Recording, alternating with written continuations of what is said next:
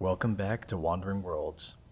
Tonight's story takes us to a battlefield where silence is a lie, where every shadow hides a trigger finger, and where the only measure of survival is how long you can keep moving. This is the War Zone.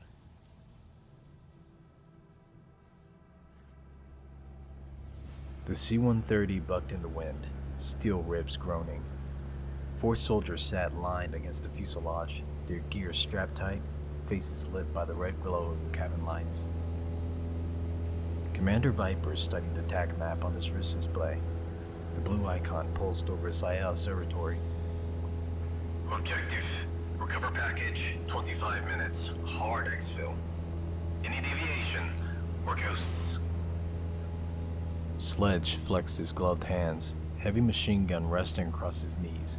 Spectre adjusted the scope on his long rifle, expression unreadable behind tinted goggles. Rook sat stiff, bouncing one leg, his knuckles pale as he gripped his rifle.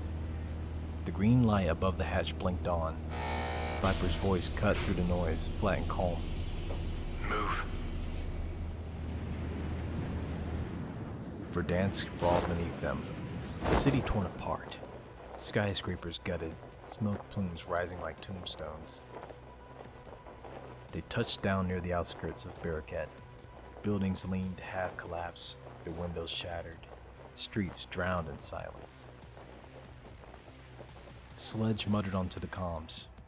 This place stinks like a graveyard. Rook scanned the storefront ahead. Shelves bare, counters overturned, and walls burned black. He whispered, "People used to buy breakfast here." Spectre's voice broke in, detached, clinical. Thermal scan. 3 hostiles, East Alley. Moving this way. Viper raised his hand. The squad froze. The alley was quiet again. Too quiet. Spectre stiffened. Multiple signatures. 5, maybe more. They know we're here. The squad melted into cover as enemy soldiers poured into the street. Gunfire erupted, deafening. Sledge bellowed, hurling a frag. Spectre fired clean shots from the shadows, each crack of his rifle dropping another body. Rook ducked behind rubble, firing wildly, his breathing ragged.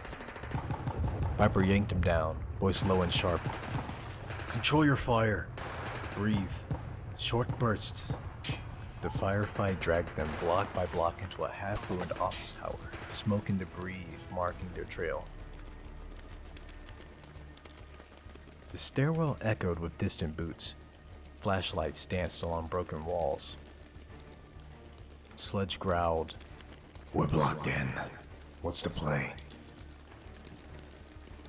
Viper checked the map. "Metro tunnels. Cut through to the airport. Extraction in 30. Stay tight." The tunnels swallowed them in damp, suffocating dark. Rook whispered, "Feels like we're walking into our own grave." Spectre replied flatly, "Graves don't echo back." Then, metal clinked ahead. Ambush. Smoke choked the corridor. Enemies surged forwards, rifles cracked, knives flashed. Sledge slammed an enemy against the wall, crushing his throat with the butt of his gun. Rook nearly froze as one soldier tackled him. Viper shot the hostile off him, barked, "Stay alive, Rook! That's an order!" The squad cut their way through and pressed deeper into the tunnels, blood and dust on their gear. With distraction moved, they pushed through half the city. At every corner, danger. Snipers, patrols, drones buzzing overhead.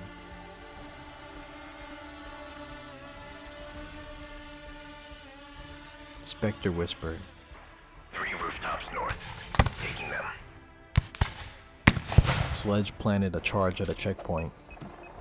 Rook scavenged ammo from falling enemies, his hands steadier now, the panic fading into grim determination. At last, the airport loomed. Fires burned across the tarmac.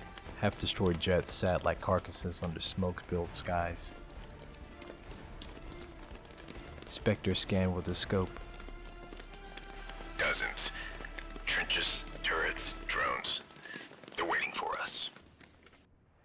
Viper crouched behind a wrecked car. 20 meters at a time. No cover, no mercy. We move, or we die here. The squad braced. They surged across the runway, firing from the hip, explosions tearing the ground around them. Sledge laid down suppressive fire, shouting with fury as he cut through advancing soldiers. Spectre picked targets methodically, even under chaos. Rook burned through his last mag, then drew his knife, charging with reckless survival instinct. Nomad never existed here, but in this fight, it's Rook who nearly falls. He stumbles under fire, pinned. Viper drags him forward, bullets sparking around them. Then above the chaos, rotors thundered. The bird dropped fast, guns blazing. Sledge staggered aboard last, bleeding but alive.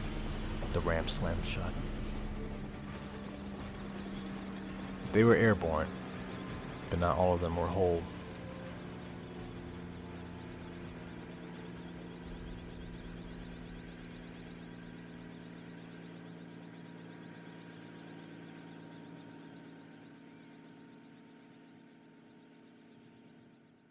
Verdansk doesn't hand out victories, just body counts. For every operator who makes it home, someone else becomes another shadow in the ruin. Tonight, Viper's squad made it out alive, but not unscarred and not unchanged. This was Ghosts in Verdansk, episode 9 of Wandering Worlds. Next time, we'll step into another world, another fight. Until then, stay sharp, stay moving, and never stop listening to the silence. It always speaks first.